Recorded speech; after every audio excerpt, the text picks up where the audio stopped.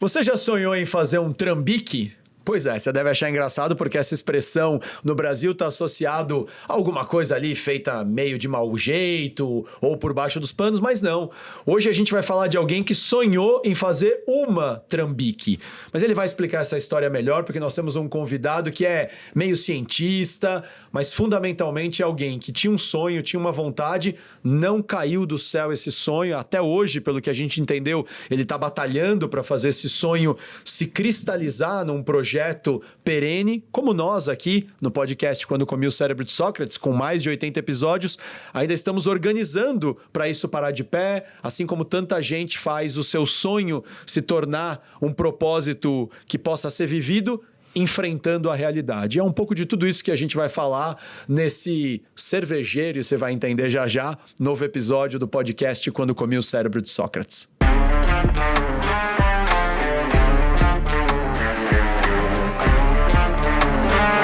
Muito bem, meus queridos consumidores de cerveja Pailu e Júlio, vocês estão bem? Uns mais do que outros, Uns mais do que outro? Pailu mais do que nós? Não, falando de você. Ah, de mim? Então tá bom. Eu estou sedento por aprendizados. Ah, gostei do trocadilho, hein? Falando em trocadilho, Pailu, você já sonhou em fazer um trambique?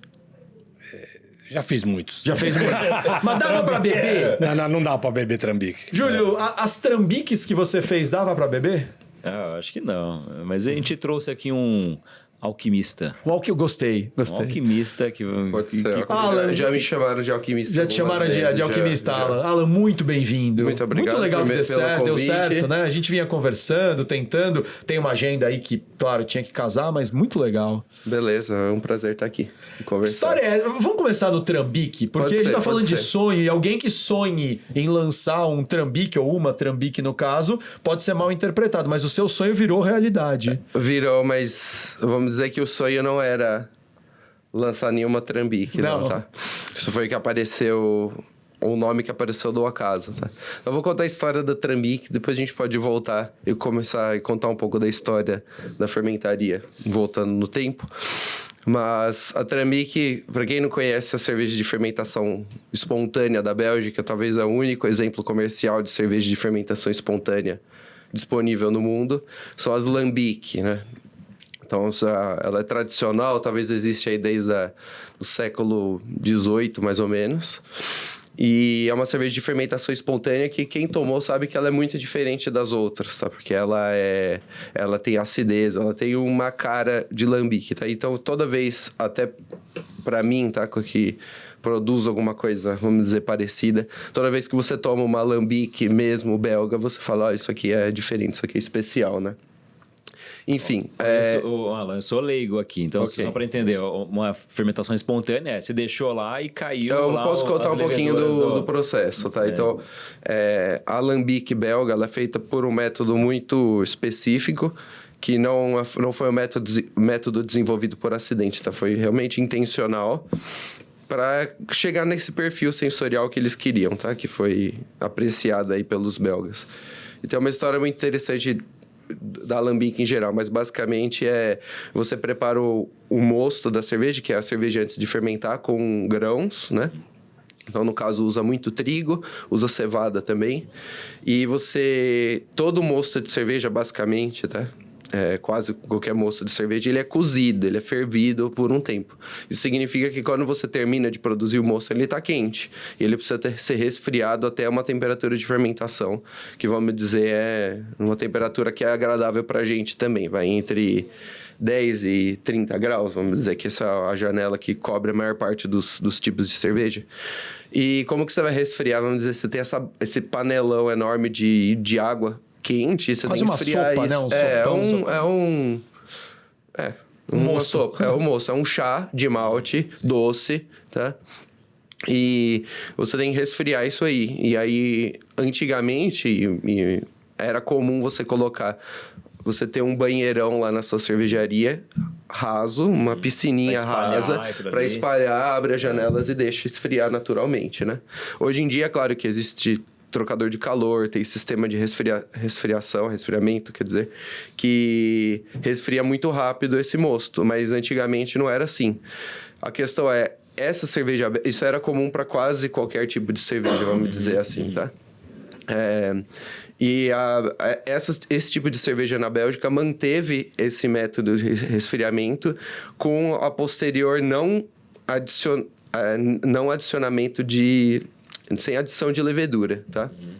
Então, eles viram que a permanência desse mosto, que é basicamente um líquido cheio de nutriente, açúcar, que tem um monte de bichinho que tá doido para crescer lá e comer aquele açúcar, vai fermentar. Então, se você deixa isso, vamos dizer, naturalmente fermentar, você tem um tipo de fermentação muito específica, que é a fermentação espontânea, que consiste de várias fases de fermentação, que no fim vai gerar esse produto muito diferente do que se você pega o seu fermento e faz, tá? Que é a levedura, meio né? A levedura é o fermento. A levedura é o fermento. Mas tá? Espontaneamente ele demora mais, portanto, para fazer todo o processo a resposta é meio complicada. A gente talvez não tenha que entrar nessa parte tão técnica, mas sim, demora... Para chegar no perfil que a gente quer, ele demora muito mais, tá? Então, Por isso que se jogar a levedura é mais rápido. Com certeza. Enquanto uma cerveja comum, você vai demorar 3 semanas para ela ficar pronta, tá? Do dia que você produziu o mosto até o dia que você tomou a cerveja, vamos dizer assim. A cerveja do tipo lambique, você vai ter um mínimo aí de 18 meses para você tomar a cerveja, tá? Muito mais. Não é que ela é muito mais mesmo, né? 1 ano e meio, pelo menos, tá? Tem lambiques aí que tem muito mais tempo. Mas esse é o método lambique, vamos dizer. E como eu tô reproduzindo esse método aqui no Brasil, e aqui o perfil é tudo diferente, né? A gente não tá na Bélgica, a gente não tá nem perto da Bélgica, né? Nem no mesmo hemisfério? Não é o mesmo não tá clima, não é o mesmo... exatamente. É tudo diferente. E a minha proposta foi fazer isso e chegar para criar a minha identidade própria da cervejaria, o perfil, não só o conceito, mas também o que está entregando no copo. Eu tinha essa curiosidade de ver, e se eu fizer? Eu acreditei, vamos dizer, por um lado, que era possível fazer a fermentação espontânea aqui no Brasil, sendo que a maior parte dos lugares que faz é frio, né? A temperatura alta é dita que faz mal, tanto que porque você tem esse resfriamento natural, a produção é sazonal, ok? Mesmo na Bélgica, ela é só feita quando as temperaturas de noite estão entre 8 e menos 8, vamos dizer, tá? Então, que a temperatura que o bichinho precisa para trabalhar direito? Tem várias teorias, tá? Uma é a quantidade de levedura que tem no ar, outra é a velocidade de resfriamento. Se resfria muito rápido, é ruim. Então, se eu pegar e fizer no Alasca e eu jogo o mosto lá fora e em 5 minutos ele tá gelado... é muito rápido, não vai ter vida suficiente. Vou colocar aqui, existem cervejarias no Alasca que fazem fermentação espontânea, tá? E nós temos um biólogo na mesa, viu? Se a gente não entendeu, o Júlio traduz pra gente. Beleza. E se tá muito quente, você pode ter muita bactéria. Então, você vai ter uma fermentação talvez muito, muito rápida primeiro e com muita presença de bactérias que vão, às vezes... bactéria não ruim, tá? Bactérias boas, mas que às vezes vão deixar a cerveja muito ácida. É complicado, tá? É muito técnico a produção dessa cerveja. Tem vários detalhezinhos. E como eu falei, não, mas eu acho que a gente consegue fazer. Eu sou químico, né? Eu sou cientista, basicamente. Eu acho que a gente consegue fazer. Mas falando na questão do propósito, do sonho, agora eu olhando assim, quando eu comecei a esboçar o projeto, eu falo... Nossa, você foi muito louco, sabe? Porque eu acreditei em alguma coisa sem ter muita prova, sabe? Sem ter muita evidência de que isso daria certo, sabe? E, cara, de quem que é aquela frase que fala assim, olha... sem saber que era impossível, foi lá e fez. Não é do Walt Disney? Se não é dele, tem um pouco essa associação. É mais mesmo que o Alan tá falando, assim, falou, cara, se eu fosse pensar direito, não ia dar certo. Na verdade, assim, né? Não tô falando que foi a loucura total, assim, mas eu comecei a fazer o projeto da fermentaria, escrever, eu morava no Peru. Eu morei em Lima. Trabalhando como químico? Trabalhando como, na verdade... em pesquisa e desenvolvimento numa empresa de de vidro automotivo, tá? Então não tinha nada a ver com nem muita... Tinha, claro que tinha química e física e tal, com certeza. Só que não... Quando você fala trabalhando como químico, às vezes você imagina o cara de jaleco branco no laboratório misturando as coisas. O tal do alquimista, né? Que o Júlio falou. Um químico. Mas primeiro que eu não sou um químico de laboratório molhado, né? Eu me especializei em mais coisa de... O laboratório parecia mais um laboratório de física do que de química, sabe? Mais coisa eletrônica, laser e tal, do que coisa molhada de misturar e as coisas mudam de cor e sai fumacinha, sabe? Mas eu tava no Peru e eu falei, eu vou abrir essa cervejaria que eu vou ter a fermentação espontânea e eu vou ter esse meu terroir, essa minha identidade, essa impressão digital do local. E para isso eu vou usar ingredientes locais, a levedura nativa, que aí é, no caso, levedura espontânea, né, e tal, ou parecida, e a envelhecimento no barril. E aí de madeira brasileira? Ou de madeira local? Poderia ser. Era a primeira ideia, na verdade, eu não estava pensando muito em que madeira seria. Alguma madeira, né? Coisa que arrumasse localmente, sabe? Eu não ia importar um barril de 10 mil euros da França, sabe? Eu vou comprar, tipo, tem o cachaceiro, tem a barril lá que pode me vender, eu vou usar esse, tá? E claro que a ideia foi evoluindo. Eu fiz essa proposta e eu fico feliz que eu consegui realizar isso, porque quando eu tive essa primeira ideia, primeiro, eu não tinha ideia de que existia, por exemplo, o malte brasileiro, porque eu não tinha experiência, né? Porque quem está me escutando não sabe. Eu me formei aqui na USP, em Química, e aí eu estava seguindo um sonho também, que era... eu quero ser professor de universidade, vou seguir a minha carreira acadêmica. E óbvio que quando você termina a graduação, você quer seguir a carreira acadêmica, ter o seu grupo de pesquisa e ganhar o Nobel, né? Esse é o... E tudo vai dar certo nos planos, né? Principalmente o prêmio Nobel, né? Você vai ter uma ideia genial. Enfim, aí quando você vai para pós-graduação, aí você rapidamente percebe que você talvez nem queira isso. A realidade, ela com constrói, certeza, né? O prêmio Nobel, você fala, acho que talvez... Vou ganhar talvez meu não. 1 milhão de outro jeito, né? Exatamente. 2 milhões de coroas, São né? 2 milhões? 2 milhões de coroas suecas, né? Que dá quanto, mais ou menos? Só para ter uma ideia, uma eu moeda acho que mais... era $1 milhão. Mais ou menos $1 milhão. Eu não sei quanto tá agora. Dá para fazer alguma coisinha, né, Pailu?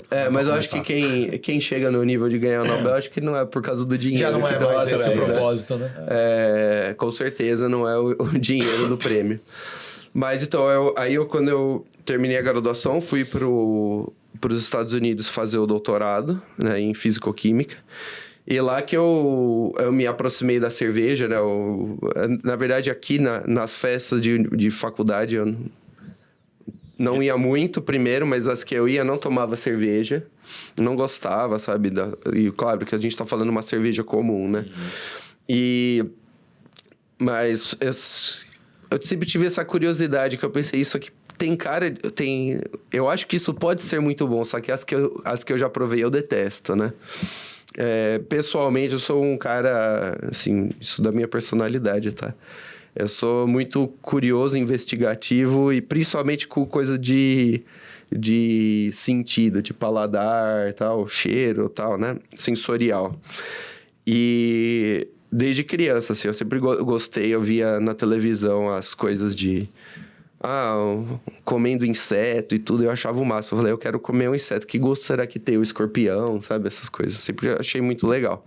E eu achava que a cerveja poderia ser legal, tá? Até que quando eu fui pro Colorado, eu tomei as cervejas artesanais lá e eu gostei, acabei gostando. E apareceu essa curiosidade, essa vontade de fazer em casa. Beleza. Comecei a fazer minha cerveja. Paneleiro, né? Normal, cerveja caseiro. Eu montei meu equipamento. Do jeito mais barato possível. Eu comprei um livro usado, nem era muito bom, depois eu tinha outros melhores, mas eu comecei a aprender por ele, a aprender o princípio, né? E eu acho que o que é interessante de quem é treinado como cientista e tal, pelo menos, eu acho que deveria ser, né? De você sempre pensar nas coisas de primeiros princípios, né? O que é a informação fundamental que eu preciso para construir, e dali você constrói, né? Do que você... É diferente de, por exemplo, isso que eu acho tão chato, eu só abrindo parênteses, eu detestei quase toda a minha vida na escola, sabe? Eu nunca fui o aluno... Apesar de querer depois seguir a carreira acadêmica. Então, mas eu nunca fui o aluno que gostava de ir para a escola, sabe? Eu não gostava de ir para a escola, não fazer lição de casa e achava muito chato, né? E acho que na escola você não é ensinado esse processo de aprender, você no geral, tá? Acho que tem vários jeitos de fazer, mas era sempre assim, essa aqui é a fórmula, essa aqui é o jeito que aplica.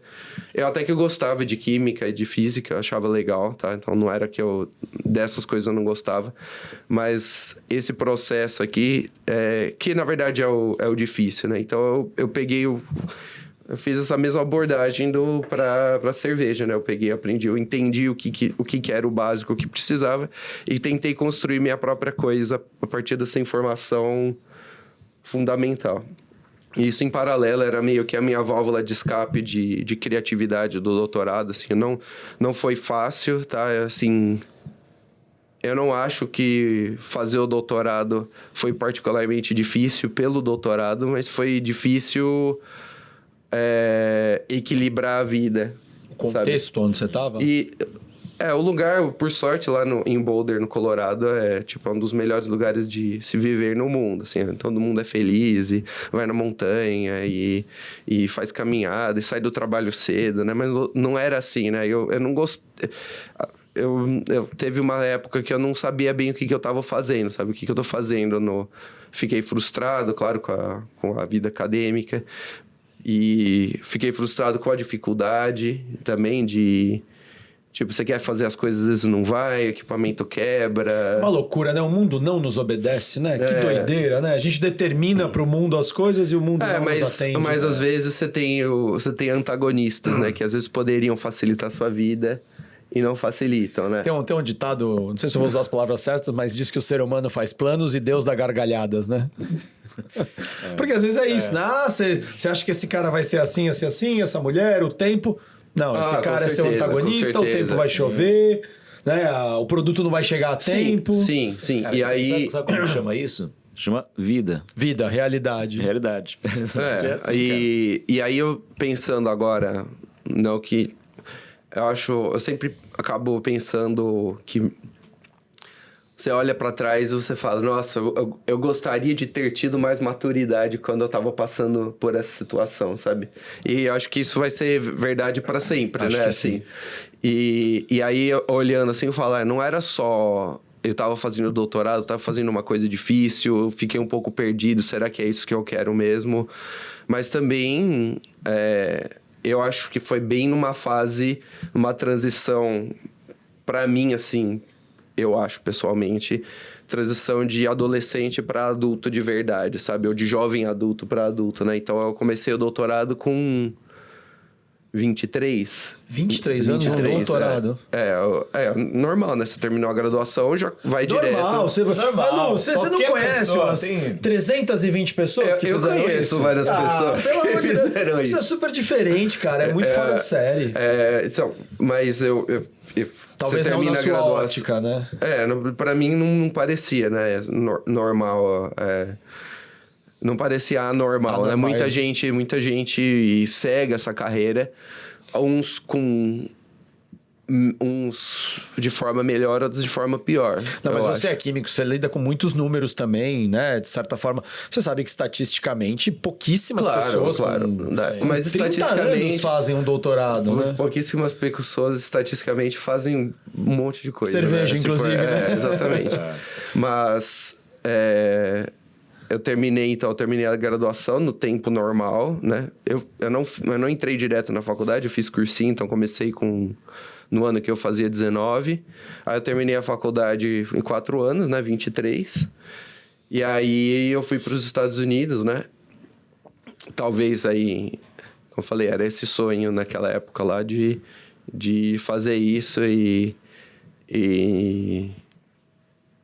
Eu já falei do sonho, né? Aí o que aconteceu? Que foi tudo isso, assim, uma dificuldade, eu acho, uma transição, né? Eu tava namorando na época e aí a gente decidiu se casar para ir para os Estados Unidos juntos, né? Então aí eu casei com 23, que aí sim, eu acho, comparado com todo o resto da minha turma, é bem pequeno, né? Assim, pô, acho que a maior parte dos meus amigos ainda não casou até hoje, né? Assim, ou tá casando agora, né? Aí eu me casei com 23 e a gente foi junto lá. Então foi toda essa... E aí, saindo da casa dos pais, sabe? Muita coisa de crescer e aí agora a responsabilidade do doutorado é muito diferente da responsabilidade da graduação. A pressão... Aí também, então agora eu vou ser realista, né? Você fazendo doutorado numa instituição renomada, né? Eu fiz na Universidade do Colorado, especificamente nesse instituto que chama JILA, né? J-I-L-A. E o programa de física e tal lá é com certeza entre os top 10 americanos, né? Eu logo quase com certeza o top 10 do mundo, né?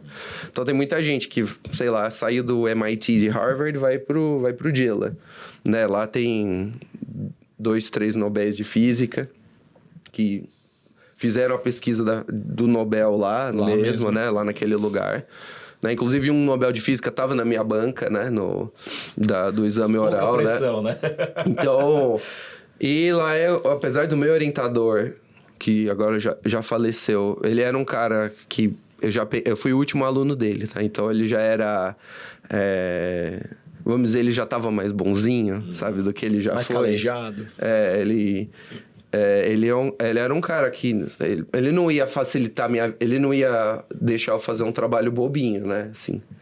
Então, foi toda uma época difícil. E aí, a cerveja era a minha válvula de escape, meu lugar de criatividade. E uma ideia já existia lá naquela época de ser um projeto de aposentadoria, sabe? De ter uma cervejaria e meio que um negócio que a gente fala, né? Lifestyle business, né? Um negócio que para me permitir um estilo de vida que eu queira, né? Enfim, aí terminei o doutorado. No final do doutorado eu já estava mais focado, eu já falei, beleza, eu quero terminar isso aqui. Os últimos 2 projetos foi alguma coisa que eu de fato me interessei, sabe? O começo, tipo, eu tava lá aprendendo. E falei, tá bom, e daí? O último foi legal, assim, eu defendi a tese com sucesso, foi bem, né? Não foi um doutorado magnífico, estrelado. Até acho, assim, foi bem mediano. Como né? quase nunca é a realidade, né? A gente sonha porque a gente vê, né, assim... a gente vê que você vai... A distribuição de Pareto, né? Você vai subindo, assim, você vai vendo... A coisa vai afunilando. E sempre tem a elite, né? Qualquer coisa que você vai. Então, beleza, agora eu tô nesse instituto de física, blá, né? Eu já estou no top, blá. Só que lá dentro... Aí lá dentro você tem uma parcela, né? você tem outra distribuição, que você vai ter uma porcentagem muito pequena de pessoas que são hiper, né? Gênios mesmo, assim, nível que você olha e fala, nossa, eu não entendo o que você tá falando, sabe? Eu achei que eu era muito inteligente até eu chegar aqui, sabe? E foi meio esse o sentimento o tempo todo, sabe? Por 5 anos, né? E aí... Bom, aí eu terminei o doutorado, fomos convidados para ir trabalhar nessa empresa no Peru. Eu e minha esposa, a gente foi lá para lá. E era uma empresa que estava crescendo, era quase meio que não era uma startup, mas tinha esse jeito, essa conotação de esse jeito de e tal. E foi a primeira vez que eu trabalhei em mundo corporativo, né? Eles eram E descobri- peruanos mesmo ou eram São multinacionais? peruanos, mas já estavam multinacionais nessa fase. E estavam abrindo uma planta na Bélgica. E aí eu fui pra Bélgica um número de vezes fazer trabalhos lá. Olha o Alambique entrando na história. Exatamente. Ah, E então foi lá que chega no eu Alambique. fui No lá Trambique. todas as viagens que eu ia pra lá, eu tinha, geralmente eu ia no final de semana pra trabalhar durante a semana e voltava no outro final de semana. E eu tinha um tempinho pra ir explorar as cervejas da Bélgica. E quando eu tomei, eu falei, nossa, isso aqui é muito bom, eu preciso fazer isso de novo. Eu já não estava mais fazendo, né, cerveja em casa. E eu percebi quanto isso me fazia falta e eu falei, eu quero fazer isso. E juntou um monte de coisas e falei, tá bom, a gente vai voltar pro Brasil e vamos abrir a cervejaria, né, eu e minha esposa. E ela topando toda essa doideira. Vamos pra Boulder, vamos pro Peru, vamos pro Brasil. Ela foi parceira, ela hein? foi muito corajosa também. E aí ela foi pro doutorado, ela foi para os Estados Unidos comigo e lá ela fez as aplicações e pro doutorado dela ela conseguiu a bolsa do Ciências Sem Fronteiras que existia na época, né? E aí ela fez o doutorado dela lá também. E, inclusive, ela usa muito mais o doutorado dela que eu agora. Como ela chama? A Débora. Débora, obrigado, viu, por ter suportado ele, que hoje a gente pode beber as cervejas por causa do seu apoio. Também, com certeza. E aí, o período lá no Peru, pra ela, foi muito difícil. Pior do que pra mim. A gente era meio sozinho lá, sabe? Não tinha muito rede de apoio. E diferente de lá no Colorado, a gente não tinha rede de apoio de, tipo, muita família, muito brasileiro perto da gente. A gente foi conhecendo, né, ao longo dos anos. Mas a gente morava numa vizinhança muito legal. As pessoas lá, como a Boulder, essa cidade meio hippie, muito, muito aberta. Todo mundo era muito amigável. Então, a gente tinha... Os vizinhos eram amigos, né? Assim... Então, era alguma coisa. E era gostoso de morar lá, né? Agora, não sei se vocês já foram para Lima. Apesar de ser muito legal para passear, para ir comer, restaurante e tudo. O trânsito horrível... É estressante, né? O trabalho na empresa não era fácil, assim, era muitas horas, Aí, falando de propósito da vida, é aquela hora que você fala, pelo menos eu pensei, né? Tipo... O que eu tô fazendo aqui? Exatamente, né? Por que eu tô... pra quê, tá bom, né? eu tô ganhando meu salário, Sim. Mas tá o bom... que eu tô construindo, né, com isso, né? E aquela coisa, é um pouco... Eu tenho naturalmente Eu não acho que eu sou uma pessoa competitiva, mas eu tenho essa necessidade de buscar o topo, sabe? Então, tipo, eu vou fazer o doutorado, então eu vou fazer onde? Não vou fazer aqui na USP, que bosta, né? Ficar aqui. Eu quero ir para os Estados Unidos, eu quero ir para as melhores universidades do mundo, né? Entendeu? Sim, eu quero ir Então, no tem lugar... uma certa Se ambição, desafiar, né? ambição. Um desafio. E que, às vezes, eu acho até num ponto não saudável, assim. Ontem, sabe? curiosamente, ontem eu estava conduzindo um workshop numa empresa, ali pertinho, inclusive, em Jarinu. Muito, muito perto mesmo. E a gente estava falando das âncoras de carreira. O estudo do Edgar Schein, que foi um professor do MIT, da Sloan School do MIT, onde ele fala de motivações. E uma das âncoras de carreira que ele identificou no estudo, a gente vai traduzir como desafio puro. Há pessoas que têm como ambição, o motivador profissional é sempre um passo além, sempre um passo além. A gente usa muito o Ayrton Senna como referência. Quantos anos você tem, Alan? Você chegou a acompanhar o Senna? Não muito, mas você sabe que eu assistia? Eu lembro de ter acordado cedo e ter visto a corrida do acidente. Aquela fatídica corrida, né? 1º de maio de 94, né? E a ideia, eu lembro. E tem episódios do Senna, Pailu. Você gostava de automobilismo, Pailu, de Fórmula 1? Talvez a gente não vai lembrar da prova específica, mas uma delas eu lembro que foi no Japão, a outra acho que foi na Hungria, onde ele tá vencendo a prova, mas ele ainda não... Em Mônaco ele fez Ou em isso, Mônaco, ele... no Prost, que ele quase não deu tinha... uma volta no segundo lugar, cara. Mas teve uma que ele não tinha batido o recorde da pista ainda, ou não sei o que lá, e ele mesmo vencendo com 30 segundos na frente do segundo, levou o carro tão ao limite, mas tão ao limite, que ele saiu da pista, e aí tem um episódio que ele sai da pista, mas consegue voltar, quase perde o primeiro lugar. No outro, ele sai da pista e o segundo lugar consegue passar ele até ele voltar. E tem um, que aí eu não sei se é o do Japão, que ele leva o carro tanto no limite, porque ele queria bater um recorde qualquer, que ele sai da pista, bate o carro e perde a corrida, vencendo com sei lá quantos segundos aí na os frente. caras lá falam, você tá louco? Aí você se pergunta Que isso, você tá fazendo louco? aí, mano? Não, eu tô seguindo a minha motivação. A minha motivação é o desafio puro, eu tenho que ir um grau além. Não tô diagnosticando aqui que seja sua, depois a gente faz o exercício das âncoras de carreira. Tem um questionário para identificar. Mas até para parece, né? leigo, ele pode não ser competitivo com os outros. Mas tá sendo muito competitivo Isso. consigo próprio. Sim, E com certeza. sempre se superar, sempre se superar, sempre se superar. Nunca aquele limite é o teto. Eu não quero vencer o outro para derrotar o outro, ver o outro mal.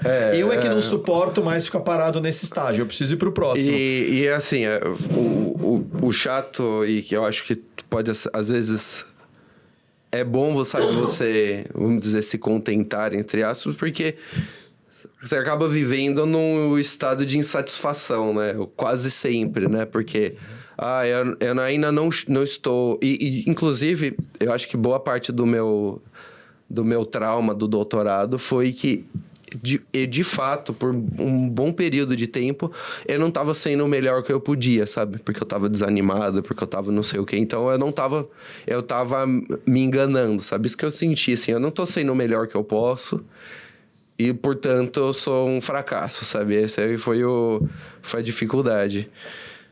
Mas, bom, onde que a gente tava? A gente tava na Bélgica. Aí a gente decidiu... Na Bélgica / Peru, né? Aí voltamos aqui pro Brasil então nessa época que eu comecei a escrever o projeto da fermentaria e tem que é o sido nome da sua cervejaria fermentaria hoje? local, Fermentaria local. Aqui você trouxe um exemplo de uma das cervejas. Aliás, belo rótulo. Obrigado. Você falou que você que desenhou, né? Eu faço tudo. Muito bom. Aí... Mas a questão é que...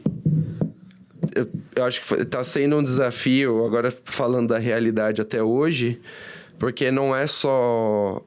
Beleza, eu tive esse sonho, essa proposta de fazer uma cervejaria bem diferente da maior parte das outras, tá? Não vou dizer que é a única, porque tem outras pessoas que fazem coisas parecidas, mas com certeza diferenciado, né? Assim, da média. Mas... E aí a gente veio morar aqui veio construir... Eu penso na fermentaria como um jeito de eu poder construir um estilo de vida que eu queria, tá? Então, de poder ter essa criatividade, exercitar essa criatividade, de ter a flexibilidade de, por exemplo, de cuidar da minha família, né? No caso dos meus filhos, a minha esposa continua trabalhando na área que ela acabou sendo empurrada para a área de patentes, naquela empresa do Peru. Ela não começou nessa área, mas acabou indo. E aí ela se deu muito bem na parte de patentes. Ela ainda trabalha no mundo corporativo. Trabalha, E ela... Aí eu falo assim da fermentaria porque... Ele, em termos de negócio, ele ainda é um extra na nossa casa, assim, ele não paga todas as contas. Ela se paga, com certeza, a fermentaria se paga e dá um extra pra gente. Mas não é assim... Eu fico sempre... Eu falo assim porque... Talvez se eu fosse obrigado a tirar toda a renda da família só da cervejaria, as coisas seriam diferentes, sabe? Eu ainda tenho esse luxo... Na verdade, eu tenho vários luxos, né? Eu tenho o luxo de quando eu não quero trabalhar, eu não trabalho. Mas esse é um estilo de vida que você escolheu nesse business, né? Mas é um luxo. Eu, Júlio e o Pailu também. Eu posso tirar uma sexta-feira à tarde. Eu só não ganho quando eu não trabalho. Exatamente. E essa é uma dos meus principais geradores de frustração, né? Porque se eu não tô a fim de trabalhar, beleza. Eu não trabalho, só que não acontece absolutamente nada, né?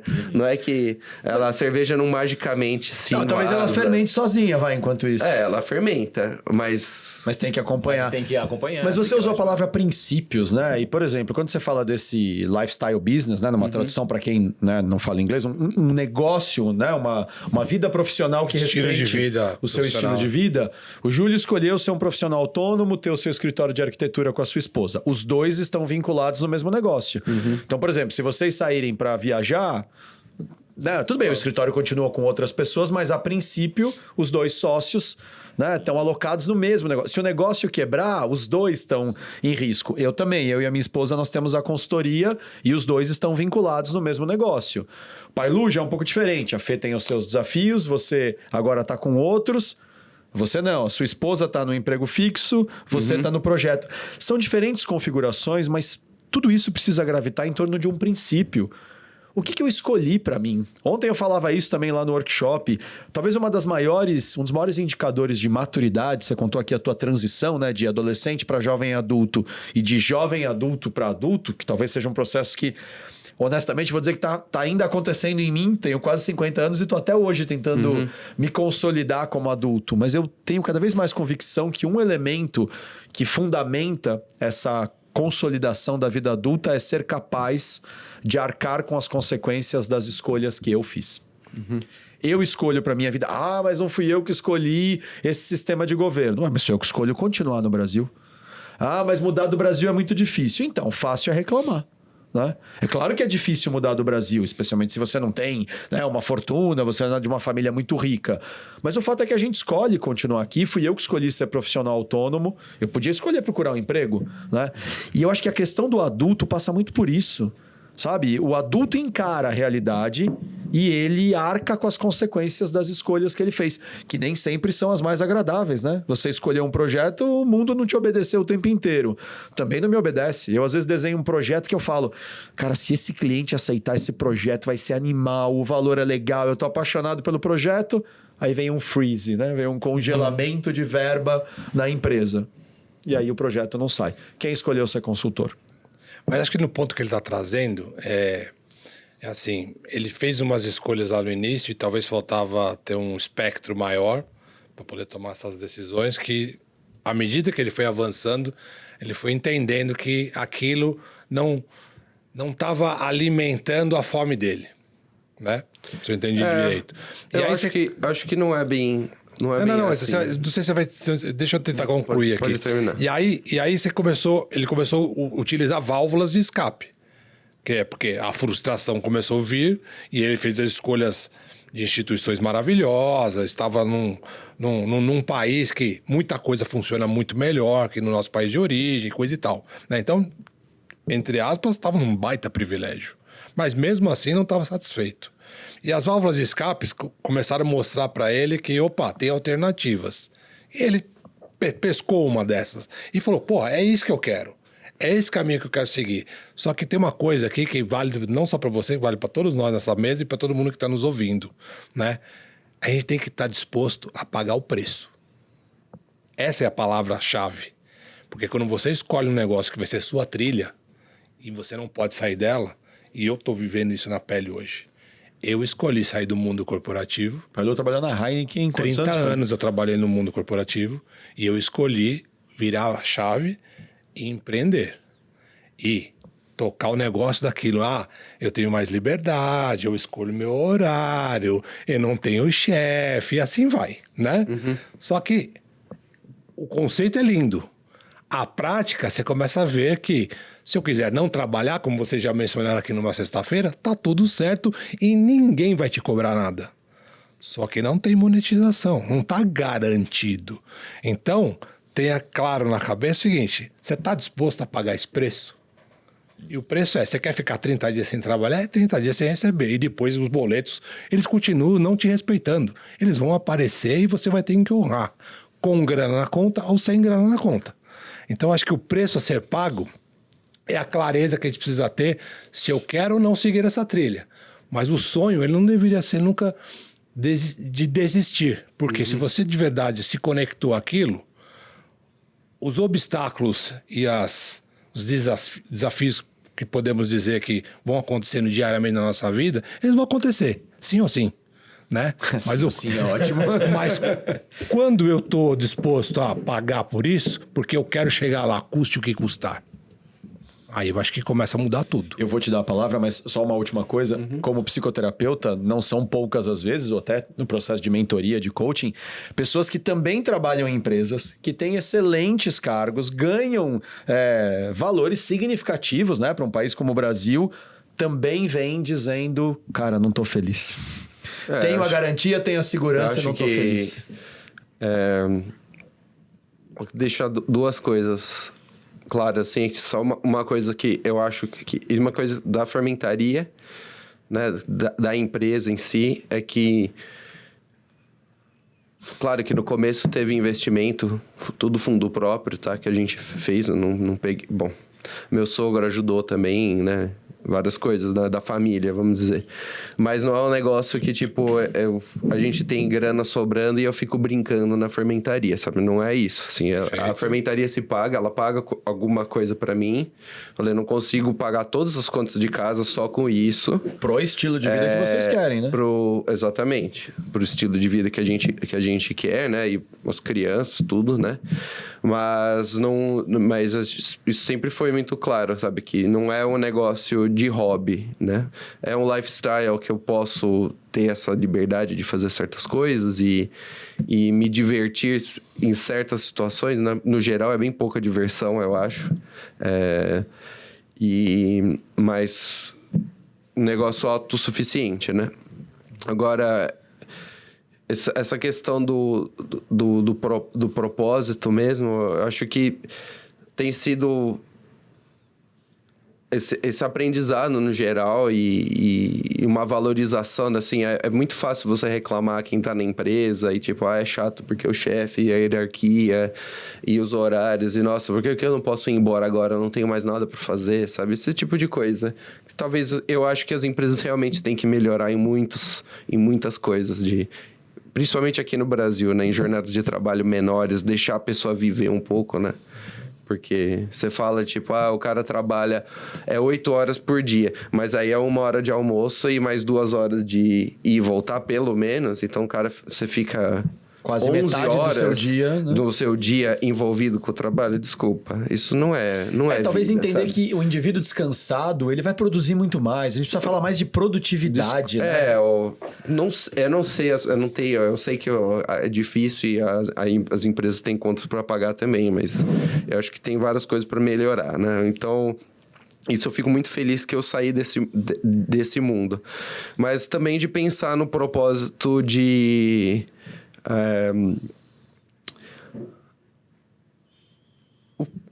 qual que é a nossa experiência, né, aqui na nossa vida, né? Então, eu penso muito nisso e às vezes até ter um padrão pior de vida, um padrão uma vida mais simples. Pois é, a esposa do Júlio fala isso. Às vezes uma vida mais simples não é pior.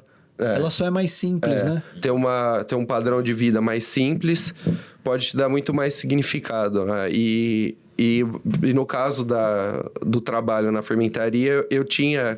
Agora sim, esses são os confrontos do sonho com a realidade, que é muito fácil quando eu coloquei no papel.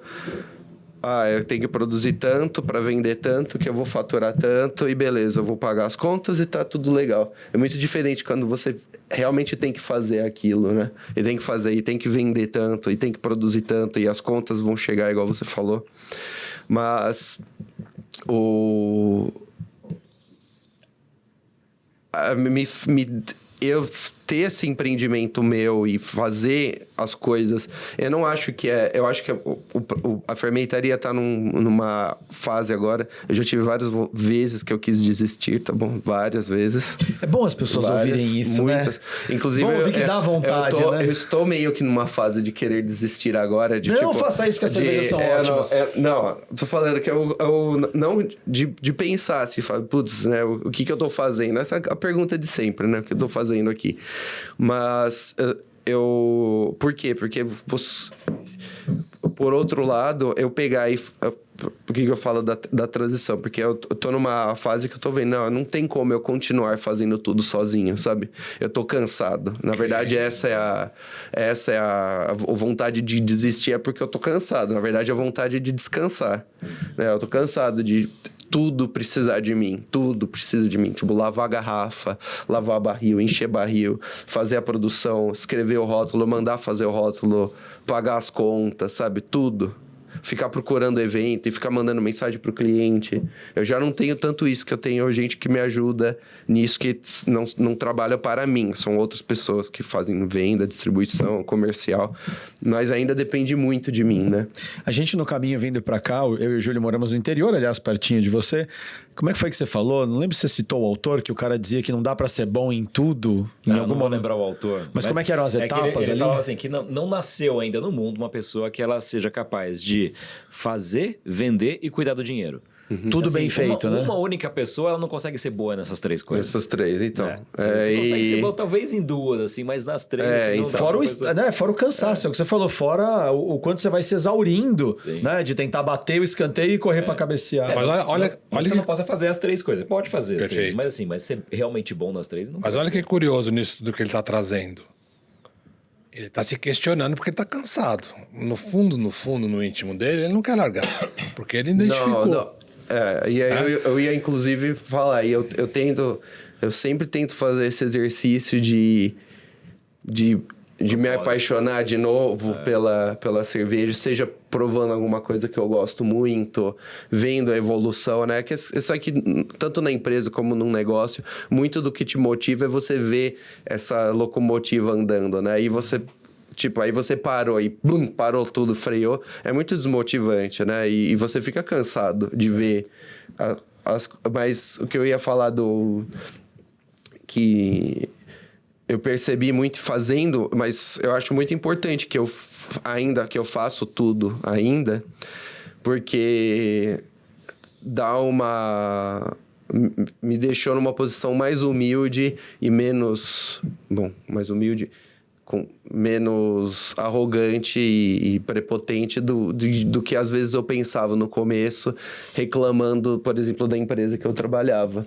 Porque é meio que assim, eu consigo, tipo, eu tô ganhando tanto, eu consigo, fácil eu consigo vender isso de cerveja, sabe? Eu sou...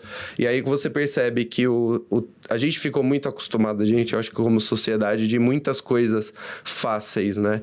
Principalmente coisas, rápido, né? e principalmente coisas, né? Por exemplo, a cerveja, né? De você ir lá e comprar umas latinhas, tipo, não tá muito legal, joga fora, e daí, né?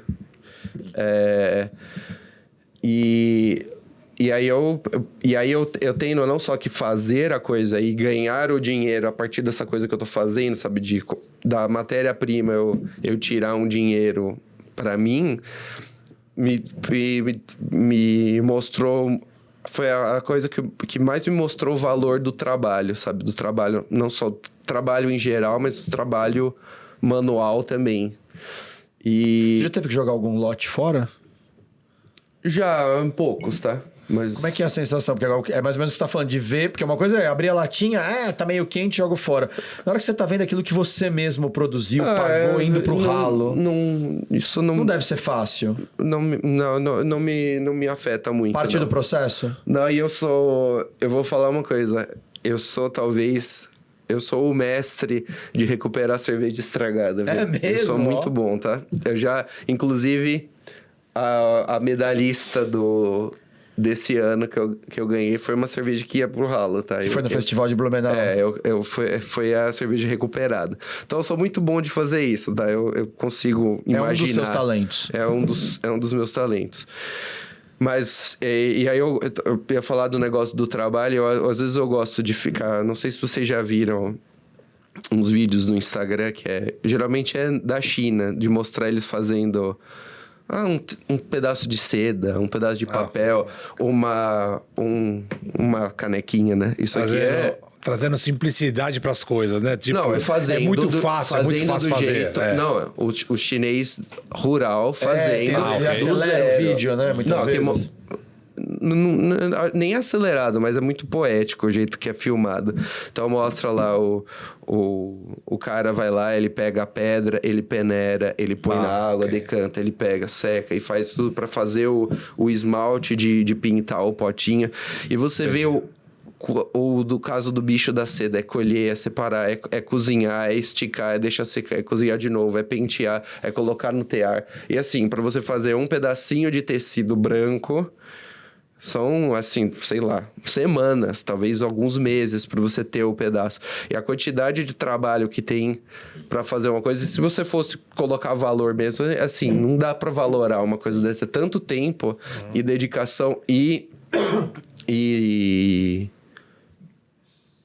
experiência da pessoa também, né? Não é só, tipo, né? qualquer pessoa pega lá e dedica na verdade, são milênios, né?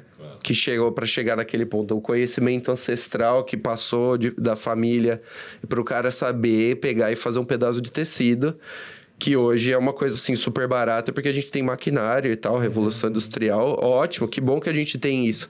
Mas a gente não pode esquecer desse valor do trabalho manual. E aí a vida simples, do trabalho manual e do trabalho em geral, né? Então a vida simples, a gente... né, de fazer as coisas... Fazer um bolo. Na mão, exatamente. Fazer sua comida e plantar também, né? A gente tá construindo agora nossa casa, então tá uma chácara lá. Mas em mexer com isso, sabe? Eu falo, eu acho que isso te ensina muito. E é um desafio de pensar agora naquele negócio... Você ser melhor do que você é antes, não ficar noiado, tipo, para eu ter valor nesse mundo, eu preciso estar do lado do Nobel de Física, sabe? Eu posso estar revirando a Terra, sabe? Eu ainda tenho valor, eu tenho propósito fazendo isso. E, na verdade, eu fui descobrindo como isso me atende é meio surpresa para mim, como eu gosto por exemplo, de cuidar da parte da alimentação da minha família, de cozinhar. Às vezes enche o saco, é claro, eu não vou falar que todo dia é uma maravilha, mas eu não sou uma pessoa normal, tá? Eu acho que uma parcela muito pequena da população, pelo menos no nosso extrato social né, da época, assim, cultural também, que eu faço o pão que a gente come em casa, eu faço o iogurte que a gente come em casa, eu faço essas coisas que eu gosto eu faço a cerveja que eu tomo também. Né, eu gosto... Você é o Rodrigo Hilbert? Já me chamaram do Rodrigo Hilbert da cerveja, tá? Já me chamaram disso. Mas eu gosto de mexer nisso. E aí todo o resto que eu fiz, nossa, eu tava perdido, eu vejo tudo isso como um contínuo, sabe? Uma continuação de que o jeito de eu pensar para elaborar cervejas desse jeito veio do meu doutorado. Foi útil, né? Foi útil. Foi, e está sendo útil. Eu sou químico, eu sou cientista ainda, sabe? E eu ensino as pessoas a parte de comunicação, né? Que eu tive que aprender aí durante os anos. É importante não só na hora de eu vender a cerveja, de contar a história e de dar vontade nos clientes de comprarem o produto, porque todo mundo que me vê falando da cerveja fala, nossa, você gosta muito disso mesmo. Eu falo, nossa, você se surpreende como às vezes de saber quanto eu reclamo do que eu tô fazendo, mas eu gosto, ainda assim, eu gosto mesmo. Eu acho que eu tô fazendo uma coisa que merece ser feita, sabe? E você, contando essa história toda, me remeteu à palavra jornada, e não deve ser à toa que no curso da Unicamp, por exemplo, eu dou um curso lá, eu ministro um curso sobre propósito na vida. A metodologia que a gente desenvolveu para falar disso e para chegar lá chama-se Universal Journey. Por quê? Porque não vai acontecer da noite para o dia. Não é um olhar no espelho, fazer umas caretas e pronto, o propósito emerge. Ok, tem pessoas que têm uma clareza, uma consciência de propósito fantástico. Mas vai muito na linha do que você falou. Essas pessoas também passaram por algumas crises. Eu acho que a palavra crise ela é uma palavra importante para o descobrimento do propósito. Às vezes eu preciso entrar em crise mesmo para começar a olhar o que serve e o que não serve, o que tem valor e o que não tem valor, o que eu fazia muitas vezes para agradar os outros e o que genuinamente toca Sim, nos meus sim. princípios. A crise é uma oportunidade espetacular para eu despertar a consciência de valor. Mas isso é uma jornada. É um burilar, eu gosto muito desse verbo, sabe? Burilar. Você foi burilando a tua história, passando por Boulder, indo para Bélgica, para o Peru, para os perrengues todos que você passou, pelas alegrias. Sim. Eu fui burilando a minha história, trabalhando em corporação, sendo profissional autônomo, Júlio, Pailu. E é uma jornada. É preciso respeitar o eu processo acho da que jornada. ajuda também, assim, pelo menos o que me ajuda a pensar nessas coisas, assim, é claro que eu acho que uma coisa a gente aqui falando aqui com os outros, né, a gente tende a pegar uma visão muito racional e quase como se eu tô olhando o Alan de fora, sabe? Eu tô observando e tô contando a história, né? Claro que acho que para cada um, e eu passo por isso diariamente, é a parte mais introspectiva, de você meditar e se conhecer também, né? Porque isso vai variar de pessoa para pessoa, né? No caso, falei, eu acho... Para mim é até difícil imaginar alguém que pega e escolheu às vezes de muito jovem já uma carreira e segue por décadas a mesma coisa, sabe? Eu mesmo não segui, eu troquei de carreira. Mas tem gente que é satisfeita, fica satisfeita com isso, sabe? Eu acho ótimo, né? Agora, no meu caso, assim, no espectro das personalidades, eu sou muito eu não lembro os termos em português, tá? Mas você tem lá os Big Five, sabe? Sim, é um instrumento, inclusive. O Big Five a personality traits. né? Eu sou muito do openness to experience, né? Muito criativo e tudo. Agora, na disciplina, na organização e tudo, eu já sou com certeza pro lado baixo, assim, tá? Então, por exemplo, eu acho que é uma das razões porque você não tem as pessoas que cuidam bem das três coisas, né? Você tem... Ninguém tá no espectro das personalidades, você põe aquele pentágono lá. Ninguém tá no ali, assim, número 5 em tudo. O próprio LBTI, existe, né? Ninguém é super extrovertido e introvertido ao mesmo tempo. Ninguém é super intuitivo e sensorial ao mesmo tempo. Exatamente. Então, não dá, né? E aí, para você realmente pegar e falar, eu quero ser um... eu quero ser um grande CEO, né? Eu já ouvia falando que os criativos, as pessoas criativas, né, iniciou as empresas, mas aí eles precisam de um cara não criativo para fazer a empresa dar certo. Faz todo sentido. Para pegar e falar, eu quero eu sou cara dos horários, eu sou um cara de por isso né? falar a necessidade de a gente trabalhar o coletivo. Sim, com certeza. Necessidade de a gente dividir para multiplicar. Exatamente. Então, às vezes o seu cansaço, né? De novo, eu tô fazendo uma leitura muito superficial, óbvio. Não tô vivendo o dia a dia com você. Claro. Mas às vezes o seu cansaço tudo bem que você aprendeu que valorizar toda a cadeia, passando tudo por você e fazendo trabalho manual, te trouxe essa consciência da humildade. Beleza, ótimo.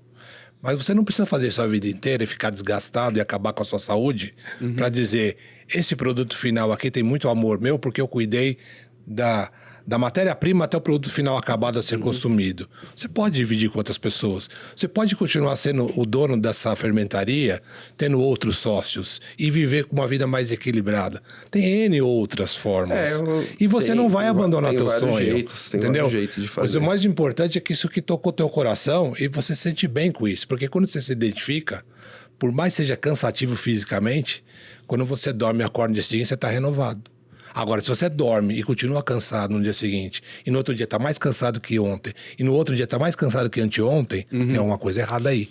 E aí que a gente se desperta e fala assim, poxa vida, pode até tá ganhando dinheiro, pode até supostamente ser o topo da elite, os 3%. É prêmio, né? Os 3% de tudo isso aqui num planeta inteiro. Mas eu tô infeliz, porque o dinheiro todo ele tá emprestado pra gente. No fim do dia, esse dinheiro não fica conosco. Não é nem só, às vezes, sobre o dinheiro, né? Mesmo essa posição de status, sabe? Eu acho que se torna não saudável quando é aquela coisa que você a comparação com o outro, sabe? Eu acho que tem muito valor você trabalhar em si mesmo e falar, será que hoje eu sou melhor do que eu era ontem, sabe? Esse progresso. Apesar de que eu falei, pode ter certos momentos que é bom você falar, não, eu sou suficiente assim, sabe? Eu posso tirar umas férias de eu querer ser melhor do que eu era antes. Eu não sei Mas se... você me permitiu, o que você tá falando tem a ver com isso aqui, ó. Equilíbrio.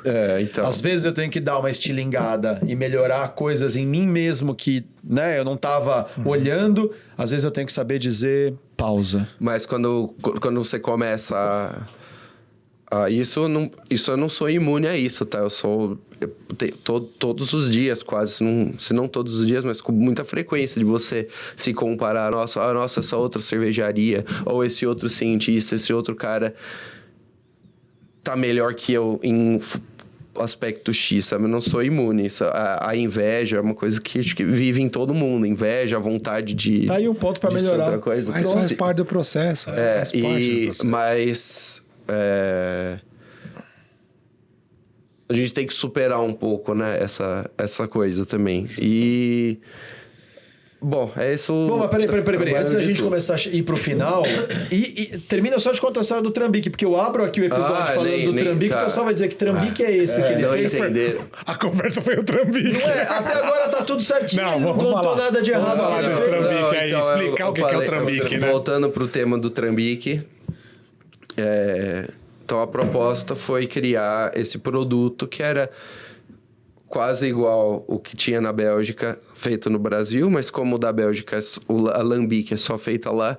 Um dia, conversando com um amigo, eu fui falar Lambique tradicional, acabou sendo Trambique, né?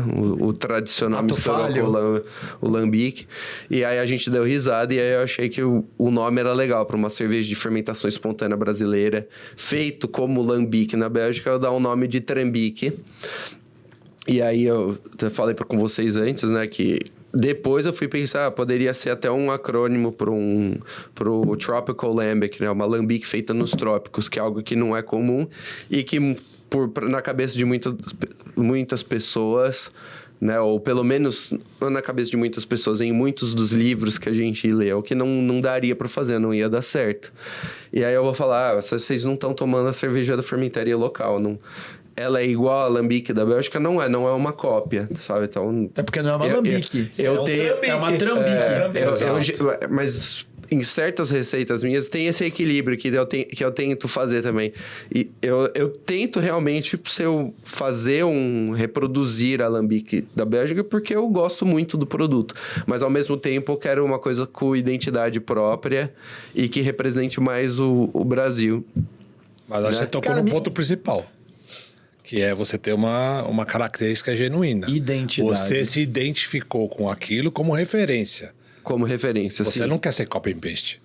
Você quer ter seu próprio estilo. Então, beleza. Então, às vezes eu tento fazer as coisas realmente para ser uma reprodução, vamos dizer, o mais fiel possível. Igual. Eu sei que é difícil, não é que é impossível, mas também não será. Mas não será. E precisa ter seu estilo próprio. Mas a minha cerveja, assim, eu acho que tem uma recepção muito boa, as pessoas gostam bastante dela, eu gosto muito. E... Isso é uma coisa muito legal. Você gosta de beber a sua cerveja? Eu adoro. Então, é engraçado isso, por exemplo... claro que eu sou criticado. Mas eu não gostei tanto da sua palestra aqui, eu não gostei tanto do seu workshop ali. Mas de coração, do fundo do coração, eu adoro os workshops que eu faço. Não é uma questão se eles são incríveis, tem consultores que vão fazer muito melhor do que eu, há palestrantes que são muito mais brilhantes do que eu, sem dúvida alguma. Mas sabe quando eu assisto, por exemplo, o nosso programa? Né? Eu muitas vezes assisto para fazer um corte e tal, uma época era o Pai Lu que selecionava. Toda vez eu assisto, eu gosto de assistir. Eu gosto do que a gente produz aqui. De novo, alguém pode não gostar, mas eu fico feliz. Eu acho que isso é uma coisa muito importante para a identidade, que o primeiro gerador daquilo seja um apaixonado por aquilo. Acho que é por aí. O genuíno que você coloca seu, mais a energia. Você dedicou, você deu o seu melhor ali. É. Esse é meu... Se vão ter críticas ou não, é outra história. Perfeito. É outra história. Esse é meu tempero pro cérebro de Sócrates. Bom, quando a gente tempera o cérebro é que a gente vai finalizando o papo, aí cada um traz alguma coisa que, né, emergiu, algum insight. O meu insight aqui talvez seja mais até uma constatação. Outro dia no Instagram, a gente abriu lá umas perguntas no meu Instagram pessoal sobre propósito e tal, e alguém perguntou, pergunta clássica, como é que faz para eu saber o meu propósito na vida? É óbvio que é uma pergunta muito objetiva para uma resposta que cabe, né? Muitas possibilidades. Mas hoje aqui eu acho que reforçou muito o quanto a gente precisa olhar para os nossos hobbies. Mas hobby no sentido de alguma coisa que você faz, que te dá prazer e que fundamentalmente faz você perder a noção do tempo. Que você gosta tanto daquilo, igual quando eu te provoquei. Você não ficou arrasado quando você jogou fora, né? Por exemplo, um lote. Você falou, não muito. Porque além de eu não ter jogado tanto assim, eu consegui ainda transformar. Eu talvez estivesse tão emergido, não sei você, mas eu às vezes estou tão imerso ali numa coisa, estou preparando uma palestra que às vezes eu nem uso o conteúdo que eu preparei. Mas eu estava tão imerso preparando aquilo que eu perdi a noção do tempo. Isto é o meu propósito na vida? Não necessariamente. Não é necessariamente uma fórmula mágica, mas aquilo que te faz perder a noção do tempo e que você faz com tanta satisfação que a hora que você olha no relógio, caramba, já foi 1 hora de episódio e eu ficaria aqui mais 3, 4 conversando, talvez seja já uma primeira indicação da direção de onde você pode ir buscar a tua identidade e disso, claro, procurar os seus talentos e aquilo que você pode transformar num negócio e viver disso, seja lá em que modelo de vida for. Mas eu acho que propósito na vida tem que ter alguma conexão com algo que te faça perder a noção do tempo. Que você se veja ali super conectado a isso. Um pouco sinal, do que né? me trouxe. Um sinal, né? Que a nossa conversa me trouxe sobre esse sinal. Ô, Alan, a gente deixou você falar muito hoje, assim, mas deixou de propósito, porque acho que foi, cara, foi muito legal você ouvir essa história. E tá totalmente alinhado com isso que eu acho que a gente tá falando. Cara. Dá pra falar muito mais ainda. Não, mas é verdade, porque assim, geralmente assim, o programa não é uma entrevista que a gente fica perguntando um monte, assim, mas assim, você foi contando, cara, a gente viu eu acho que dá pra ver a construção desse propósito na vida, essa jornada de construção de propósito. E daí, em alguns momentos, eu fiquei pensando, você contando, né? Planejei lá fazer a cervejaria, assim. Aí depois, todas as dificuldades. E agora você contando essa história, eu fiquei imaginando, assim, você planejando lá como um estrategista, né? Como sei lá, o general que tá lá no escritório planejando. Falei, cara, a gente precisa fazer isso. Aí chega uma hora que tem a guerra, né? E a guerra tá acontecendo e tem um campo de batalha lá, cara, que não é fácil. Tem perda, tem um custo muito grande e você tá vivendo exatamente isso, né? Você tá durante esse campo de batalha lá. E agora você tá contando essa história aqui. E a história, você contando, você mesmo observou isso, ela é quase romantizada, assim, né? Você tá no papel de historiador aqui, contando a história da guerra que aconteceu lá. E é romântico o negócio, né? Você não tá sentindo as perdas ali nesse momento de como historiador, né? Tá só narrando aquilo. E é empolgante também. É empolgante isso, né? E a vida tá envolvida com tudo isso ao mesmo tempo, né? O tempo todo a gente tá criando estratégias, tá no meio do campo de batalha e tá contando essas histórias do que a gente tá fazendo. Eu gostei muito daquele filme da Pixar, o Soul, sabe? Sei. E aí no meio da pandemia, inclusive. Né? Então, adorei esse filme. E aí ele tem aquela hora que ele consegue tocar finalmente na banda de jazz lá da mulher, ele fala, eu achei que ia sentir diferente eu chegar nesse momento, né? Aí ela conta a história do peixe no oceano e fala, eu tava procurando o oceano, né? Que é essa coisa grandiosa. Aí o outro fala, mas você tá nele já, sabe? E é meio que isso, né? Quando você tá imerso debaixo d'água, às vezes você não percebe tudo que tá acontecendo, mas é simples, mas é grandioso ao mesmo tempo, né? Então, e o que eu acho que amarra tudo isso, né? E amarra de forma concisa é justamente o propósito. Que você falou desde o começo, né? Você falou, não, mas é porque eu valorizo esse estilo de vida, valorizo a minha família, eu quero ter um ambiente para criar minhas filhas, para conviver com a esposa. Eu preciso do dinheiro para poder viver também, né? Não tô... tem que fazer sentido tudo isso. Ou seja, tem muitas coisas que você colocou como clareza, assim, de, olha, é isso aqui que eu preciso para viver. E daí você foi desenhando, né, no caso, a empresa, a cervejaria, para construir isso. E não é fácil no meio do caminho também. Você falou, cara, dá vontade de desistir. Mas dá vontade de desistir porque é cansativo, né? Porque a batalha é Não dura. porque não tenha sentido, né? Mas na hora que você volta e fala assim, não, cara, tá dentro desse meu propósito. Aí eu fiquei jogando isso cara, tem várias áreas da nossa vida que a gente pode jogar isso também. Por exemplo, criação de filhos é uma delas, cara. Não é fácil, dá trabalho pra caramba, mas é muito fácil de... Não, mas por que eu tô fazendo isso? Porque eu tenho um propósito para criar meus filhos aqui. Eu amo eles e quero que eles sejam alguém. Então, você volta para isso. No casamento é a mesma coisa. No casamento, na hora que você tá falando, não, eu quero construir essa relação a dois, cara, não é fácil. Tem vários embates ali também. E trabalho, e vários momentos. Tudo, né? E assim, eu acho que existem os momentos que a gente precisa realmente desistir. Mas os momentos de desistir, geralmente são, não tá alinhado com o meu propósito. Né? Assim, isso aqui tá me custando mais, assim, eu tô indo para um caminho que não é esse o caminho que me leva para onde eu deveria ir. Então, eu acho que enquanto esse nosso trabalho, nossa vida, ela tá caminhando para o propósito, para o caminho que a gente quer ir, tem que resistir, resiliência, né? É isso aí. Se fizer sentido. Eu acho que vocês dois trouxeram super bem, enfim, não tem muito para acrescentar, mas o meu ponto aqui de observação é: você está fazendo uma coisa que te dá prazer. E o que você trouxe dos perrengues tem mais a ver com a monetização e o mundo capitalista que a gente vive. Por quê? Se você não tivesse preocupação nenhuma com o financeiro e todos os perrengues que você passa e no resultado final te satisfaz, você diz assim, eu estou fazendo a coisa certa.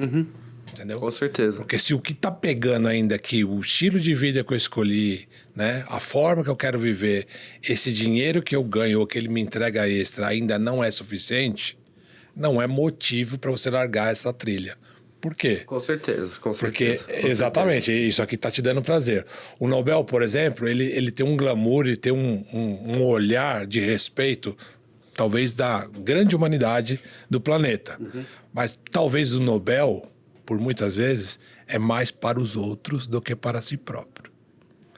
Pode acontecer, é uma provocação mesmo, entendeu? Então o Nobel, por exemplo, pode falar assim, poxa, imagina, cara, são poucas as pessoas que ganham Nobel. E quem ganha Nobel de verdade é o cara, certo? Mas é para você mesmo? É efetivamente isso? O que eu acho engraçado, né? É que eu até já vi vi um meme outro dia que era alguém conhecendo, sei lá, não lembro exatamente qual que era, mas tinha duas fotos. Era a pessoa conhecendo um médico, acho que era. E aí o médico fala, oi, não sei o que. Ele fala, não, é doutor fulano, né? E aí você vai lá pro Nobel de Física. Oi, doutor não sei o que. Ele fala, me chama de Bob. Né? Assim, mas a maior parte dos caras lá, que eu conheci pelo menos de Nobel, esses super cientistas da área da física, meio que o cara... Claro que ele gostou do reconhecimento, mas ele nunca foi atrás disso. Isso veio naturalmente. O propósito, né, dele era investigar aquela ciência. E, por acaso, aquela ciência foi legal, sabe? Não foi, sabe?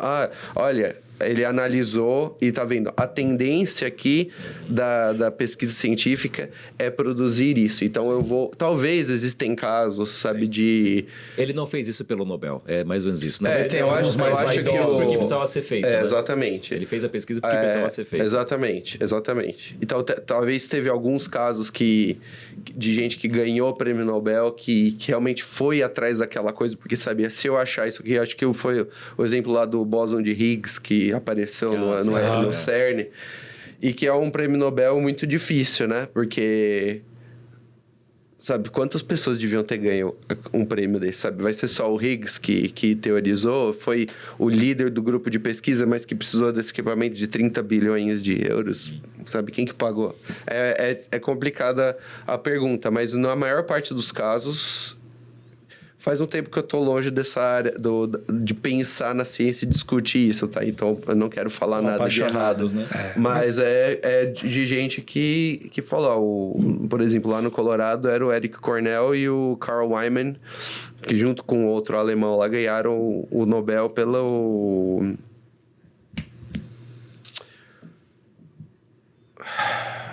O Google responde. Não, pera.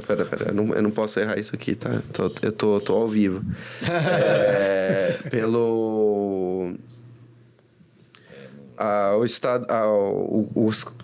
o condensado de Bose-Einstein, tá? Então foi um dos estados da matéria que dá numa temperatura muito baixa lá e tal. E aí eles conseguiram produzir em laboratório pela primeira vez essa coisa que o Bose, o indiano, e o Einstein tinham teorizado que existiria em temperaturas baixas. E eles ganharam o prêmio Nobel por causa disso. E eu sei que o Eric e o Carl... O Carl foi depois para uma área de educação, ele nem ficou na pesquisa sólida, fundamental. O Eric continuou, inclusive ele faz outra coisa que aí é uma coisa que se ele conseguir fazer também tem chance de outro Nobel, mas é uma coisa assim tão difícil, mas tão difícil que... Com certeza, não é... Ele vai fazer o meu time voltar a ganhar campeonato? É isso talvez, que ele tá tentando? Não, ele tá medindo agora a esfericidade do elétron. Faz anos que ele tá fazendo isso. Tá bom? Então, o elétron, supostamente, ele vai ser perfeitamente esférico. Significa que ele não vai ter diferença na distribuição de carga dele. Vai ser... Se o elétron é uma carga negativa de 1, então ele vai ser uma esfera perfeita. E aí ele quer medir se ele não é perfeitamente esférico. Tá? É muito louco isso aí, porque... É outro trambique. Essa aí é muito difícil, viu? Bom, acho que vamos ter que deixar boa parte desse papo para um próximo episódio, porque se deixar, a gente vai ter mais 3 horas aqui de conversa. Mas só para fechar, gente, seja Nobel, seja cerveja, ou seja um ato fraterno com o vizinho, faça com o coração, faça. Porque o impacto que você está fazendo pode ser para uma pessoa somente, ou para uma população de 8 bilhões de pessoas. O genuíno de entregar esse impacto positivo, ele é igual. A única coisa é que tem escala. Então, independente de ser Nobel ou de ser só um simples fato de fazer algo com o coração e entregar bondosamente para a pessoa, tem o mesmo valor para mim, meu ponto de vista. Muito bem, querido. Muito obrigado por ter aceito o convite. Você é um poço de conteúdo, hein? Tá gravando ainda? Tá gravando. Eu tenho... Vamos dizer que eu passo muito tempo pensando nas coisas, tá? Então, é isso. Legal. Obrigado. Bom poder te ouvir e conhecer tua jornada. E, por favor, conheçam, né? Fermentaria Local é o nome da cervejaria. Isso. Dá pra achar, Fermentaria Local, tenho no Instagram, @Fermentaria Local. E aí lá tem onde encontrar. Se escrever, você eu que vou responder, então pode escrever pra mim. Já descobrimos que ele, por enquanto, trabalha com tudo, né? De limpar a garrafa, responder as mensagens do Instagram. Exatamente. Muito bem. Eu não sei qual que eu quero largar mais, tá? Você responder mensagem ou você lava a garrafa. Eu te entendo. Não decidi ainda. Eu te entendo. Muito obrigado a vocês que nos acompanharam. E eu deixo aqui a provocação. Vai procurar o seu trambique, né? A sua trambique, a sua identidade, né? Eu lembrei, quando vocês estavam falando disso, da frase do Heráclito de Éfeso, em que é impossível o mesmo indivíduo entrar 2 vezes nas águas do mesmo rio. Não é o mesmo rio, não é o mesmo indivíduo, não é a mesma alambique. Aquela alambique da Bélgica é uma coisa, a trambique da fermentaria local é outra coisa e cada um pode buscar a sua receita, a sua identidade, mas... Espero que essa conversa tenha inspirado quem está nos ouvindo a se consolidar na sua identidade, para quem já encontrou, a se consolidar no seu propósito. Quem está procurando, acho que já deu para entender que é uma jornada, né? Não é um sonho que simplesmente a gente joga e no dia seguinte virou um propósito. Talvez tenha uma realidade a ser enfrentada e procure qual é o seu trambique, a sua trambique, e você vai chegar lá. Super obrigado, meninos. Muito obrigado. Nos vemos na semana que vem em mais um trambiqueiro desse jeito gostoso de falar essa expressão, episódio do podcast Quando Comi o Cérebro de Sócrates. Tchau, tchau.